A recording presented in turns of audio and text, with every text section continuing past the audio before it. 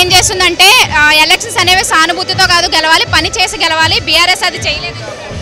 గతంలో BRS party అభ్యర్థిగా ఉన్నటువంటి గోపీనాథ్ గారిని మరి గెలిపించడం జరిగింది కదా, అంటే వారి అభివృద్ధిని చూసే గెలిపించడం జరిగింది. ఇప్పుడు కూడా వారు ఉంటుంటే వారు ఏదైతే కార్యక్రమాలున్నాయో అవన్నీ కూడా నిర్వహించేటువంటి పరిస్థితి ఉంటుండే.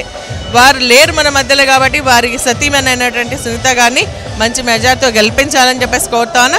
ఖచ్చితంగా వారి హయాంలో నియోజకవర్గం ఇంతకుముందు గతంలో అభివృద్ధి జరిగింది, ఇప్పుడు కూడా మరి వారి సతీమణి ఆధ్వర్యంలో అభివృద్ధి జరుగుతుంది. సునీత గారికి అనుభవం లేని ఈ రాజకీయాలు ఎంతవరకు ముందుకు వెళ్తాయి? ఫర్ ఎగ్జాంపుల్ నన్ను కానీ సబిత గారిని కానీ సత్యవతి గారిని కానీ తీసుకోండి. మేము కూడా అటువంటి పరిస్థితుల నుంచి రాజకీయాలకు రావడం జరిగింది. మేము ప్రూవ్ చేసుకున్నాం. మహిళ ఒంటింట్లో ఉంటుంది, ఏం చేస్తారని చెప్పేసి అంటారు. కానీ మహిళలకు ఉన్నటువంటి ఓర్పు సహనం ద్వారా ఖచ్చితంగా ప్రజా సమస్యలను అర్థం చేసుకోగలుగుతారు.